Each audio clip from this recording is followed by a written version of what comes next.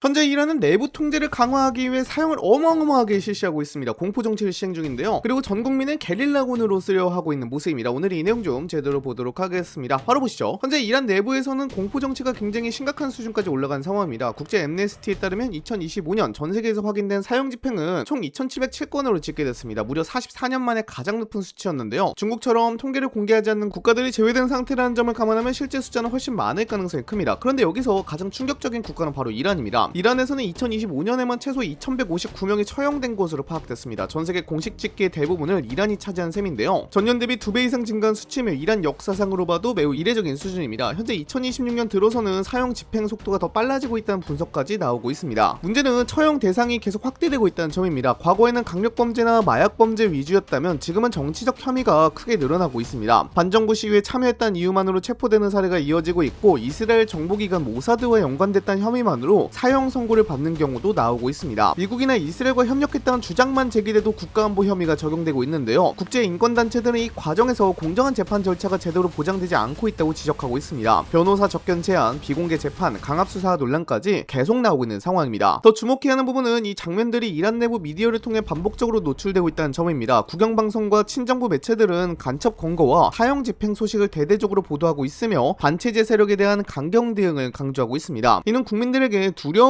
심어주고 내부 불만을 억누르기 위한 움직임으로 해석되고 있습니다. 현재 이란 사회에서는 전쟁 분위기와 공포 정치가 동시에 강화되고 있는 상황입니다. 국제 앰네스티는 이란 당국이 사형제를 무기화하고 있다고 비판했습니다. 불공정한 재판을 거쳐 사형을 선고하고 체제에 도전했거나 도전한 것으로 여겨지는 사람들을 처벌하며 사회에 공포를 주입하는데 사형을 활용하고 있다는 이유였죠. 한편 현재 이란은 전 국민을 대상으로 사실상의 무장교육에 들어간 모습까지 보이고 있습니다. 최근 이란 국영방송에서는 이슬람 혁명 수비대 장교가 직접 뉴스 프로그램에 출연해 AK-47 계열 소총을 조립하고 분해하는 과정을 자세하게 설명했습니다. 탄창 결합 방법부터 약실 확인, 장전 절차, 조준 방식까지 군사훈련에 가까운 내용을 그대로 방송에 내보낸 것인데요. 방송 진행자 역시 실제로 소총을 들고 조작하는 모습을 보여줬습니다. 특히 더 충격적인 장면은 UAE 국기를 화면에 띄워놓고 소총을 겨누며 방아쇠를 당기는 모습까지 공개됐다는 점입니다. 실탄 사용 여부는 확인되지 않았지만 해당 장면 자체가 상당한 논란을 일으켰습니다. 이뿐만이 아닙니다. 다른 국영방송 채널에서는 PK 기관총 실물을 스튜디오 테이블 위에 올려두고 기관총 탄약 장전 방법과 사격 준비 절차를 설명하기도 했습니다. 여성 앵커가 소총을 들고 생방송에 등장해 조국을 위해 목숨을 바칠 준비가 되어 있다고 선언하는 장면까지 나왔는데요. 반미 집회 현장에서 총기를 전달받았다고 밝히며 충성을 선언하는 모습은 중동 내부에서도 상당히 이례적인 장면으로 평가받고 있습니다. 현재 전문가들은 이러한 방송이 이란 정부 차원의 심리전 성격을 띠고 있다고 분석하고 있습니다. 미국과 이스라엘의 군사 압박 가능성이 거론되는 상황에서 국민들에게 전시 분위기를 강하게 주입하고 있다는 것입니다. 특히 국영방송이 직접 총기 사용법을 설명하고 있다는 점은 굉장히 중요한 부분인데요. 이는 전쟁 발생 시 민간인까지 동원 가능한 체제를 강조하려는 의도로도 해석되고 있습니다. 실제로 이란 내부 소셜미디어에서는 전시 동원 준비가 시작된 건 아니냐는 반응까지 나오고 있습니다. 현재 이란은 내부적으로 공포정치와 전시체제를 동시에 강화하며 국민 통제 수위를 계속 높여가고 있는 상황입니다. 한편 이 전쟁의 충격은 이제 중동을 넘어 전세계 경제로 확산하고 있는 상황입니다. 현재 호르무즈 해변은 발이 묶인 선박만 1500척이 넘어가는 것으로 전해지고 있는데요. 원래 이 지역은 세계에서 가장 중요한 에너지 수송로 가운데 하나였습니다. 전쟁 이전에는 하루 평균 130척 이상의 선박이 호르무즈 해협을 통과했고 석유만 하루 약 1500만 배럴 규모가 운송됐습니다. 근데 지금은 상황이 완전히 달라졌습니다. 전쟁 이후 하루 통행 선박 숫자가 5척에서 10척 수준까지 급감한 상황인데요. 사실상 정상적인 해상 물류 기능이 마비된 상태라고 볼 수 있습니다. 그런 가운데 이란은 더욱 충격적인 움직임까지 보이고 있습니다. 최근 이란 최고 국가안보위원회는 페르시아만 해협청이라는 새로운 조직을 신설해 호르무즈 해협을 직접 관리하겠다고 발표했습니다. 국제해상 교통로를 사실상 자신들의 통제 아래 두겠다는 의미로 해석되고 있는데요. 동시에 이란 측은 호르무즈 세이프라는 웹사이트까지 공개하며 호르무즈 해협을 통과하는 선박들을 대상으로 해상 화물 보험 서비스를 시작했다고 밝혔습니다. 그런데 여기서 굉장히 논란이 되는 부분이 있습니다. 해당 보험은 비트코인 기반 결제 방식으로 운영된다고 알려졌는데요. 문제는 이 보험의 성격입니다. 현재 국제사회에서는 사실상 보험에 가입하면 공격하지 않겠다는 구조 아니냐는 분석까지 나오고 있습니다. 다시 말해 해협을 불안정하게 만든 당사자가 그 위험을 피하기 위한 보험 상품까지 판매하고 있다는 이야기입니다. 실제로 서방권에서는 이를 두고 사실상의 통행세 개념 아니냐는 비판도 제기되고 있습니다. 이란은 이러한 서비스를 통해 연간 약 100억 달러, 하나로 약 14조 9천억 원 이상의 수익을 기대하고 있는 것으로 알려졌습니다. 서방 제재와 전쟁 장기화로 경제 압박이 심해진 상황에서 호르무즈 해협 통제권 자체를 새로운 수익 구조로 활용하려는 움직임이라는 분석도 나오고 있습니다. 문제는 이로 인해서 올해 여름부터 본격적인 에너지 위기가 닥칠 것이라는 경고가 나오고 있습니다. 무엇보다도 석유 소비가 생산보다 하루 평균 약 600만 배럴 많을 것으로 추산되고 있는데요. 전략적 세계적 비축 원유가 하루 200만 배럴 이상 방출되고 있으나 상당량은 7월 말에 종료가 될 예정입니다. 당장 세계 재고는 전쟁 발발 이후 3억 8천만 배럴 정도 줄어든 상태입니다. 당장 IEA 사무총장 파티 비롤은 이번 사태를 역사상 가장 큰 에너지 안보 위협으로 규정하기도 했는데요. 비축유 반출은 고통을 줄여줄 뿐 해결책이 아니라고 설명했고요. 치료제는 호르무즈 해협을 여는 것이라고 설명했습니다. 그렇다면 왜 이란 정권은 이렇게까지 극단적으로 움직이고 있는 걸까요? 현재 이란은 외부 전쟁 위기뿐만 아니라 내부 문제도 매우 심각한 상황입니다. 미국의 역봉쇄로 인해 경제 상황이 빠르게 악화되고 있는데요. 물가는 계속 오르고 있고 청년 실업 문제도 심각한 수준으로 알려져 있습니다. 여기에 이란 화폐 가치까지 크게 흔들리면서 국민들의 경제적 불만이 상당히 높아진 상태입니다. 실제로 이란 내부에서는 생필품 가격 급등과 전기 부족 문제, 연료난 등에 대한 불만이 꾸준히 제기되고 있습니다. 특히 젊은 세대를 중심으로 반정부 정서가 강해지고 있다는 점도 이란 정권 입장에서는 매우 부담스러운 부분입니다. 지난 수년간 이란에서는 반정부 시위가 반복적으로 발생했는데요. 여성 인권 문제와 경제난, 종교 통제 문제까지 겹치면서 정권에 대한 불만이 누적되었습니다. 이 과정에서 보안군과 시위대 충돌로 많은 사상자가 발생했고 이후 체포와 강경 진압도 이어졌습니다. 지금도 이란 내부에서는 정부 비판 여론을 강하게 통제하고 있는 상황입니다. 이렇다 보니 현재 이란 정권은 외부 위협을 계속 강조하며 내부 결속을 강화하려 하고 있다는 분석이 나오고 있습니다. 미국과 이스라엘의 공격 가능성을 부각시키고 국민들에게 전시 분위기를 주입하면서 체제 유지에 활용하고 있다는 것입니다. 실제로 국영방송에서는 총기 교육과 충성선언 방송이 반복되고 있고 반체제 세력이나 외국 정보기관 연계 의혹에 대한 강경 대응도 계속 강조되고 있습니다. 내부 불만이 커지는 상황에서 외부의 적을 부각시켜 국민 시선을 돌리려는 움직임이라는 해석도 나오고 있습니다. 현재 이란은 경제 위기와 정치 불안, 전쟁 위기가 동시에 겹치면서 정권 차원의 통제 수위를 계속 높여가고 있는 상황입니다. 여기에 러시아와 중국까지 적극적으로 움직이고 있다는 분석이 나오면서 미국으로서는 부담이 더 커지고 있습니다. 당장 러시아와 중국이 이란을 지원하니까 미국은 이란의 드론 및 탄도미사일 생산에 사용되는 무기 부품과 원자재 조달을 지원한 혐의로 총 10명의 개인과 기업에 제재를 부과했습니다. 여기에는 중국 본토와 홍콩에 기반을 둔 여러 업체도 포함된 것으로 알려졌습니다. 이렇다 보니 미국은 이란 하나만 상대하는 것이 아니라 러시아와 연결된 거대한 우회 네트워크까지 동시에 상대해야 하는 상황이 되어버렸습니다. 실제로 미국 내부에서도 이란 경제가 생각보다 그렇게 심각하지 않다는 평가가 나오기 시작했다고 합니다. 이란이 봉쇄로 무너질 것이란 미국의 초기 계산이 조금씩 흔들리고 있는 것입니다. 여기에 더해서 이란은 협상까지 계속 질질 끌고 있습니다. 미국은 빠른 종전을 원하고 있지만 이란은 시간을 벌면서 미사일 전력을 복구하고 드론 생산 능력을 다시 끌어올리고 있는 모습입니다. 미국으로서는 압박하고 있는데도 이란이 완전히 무너지지 않고 오히려 버티기에 성공하는 그림이 나오고 있는 것입니다. 문제는 곧 미국의 중간 선거가 코앞이라는 점인데요. 이렇게 호르무즈 협이 계속 봉쇄가 유지된 상태가 이어지고 있는 상태에서 전쟁이 끝나지 않아버리면요 중간 선거에서 참패를 당할 수도 있습니다. 이거는 트럼프 대통령으로서는 최악의 상황이나 다름이 없죠. 거기다가 호르무즈 협 봉쇄로 인한 피해는 동남아를 넘어 아시아나 다른 유럽 국가들한테도 크게 확산할 가능성이 높은데요. 이렇게 되면 호르무즈 협 봉쇄로 인한 세계 경제 위기가 찾아올 가능성도 농후합니다. 당장 동남아 국가들은 원유가 들어오지 않아 비상이 걸린 상태이기도 하고요. 내년에는 대기근으로 인한 식량 부족 사태가 세계 곳곳에서 발생할 수도 있습니다.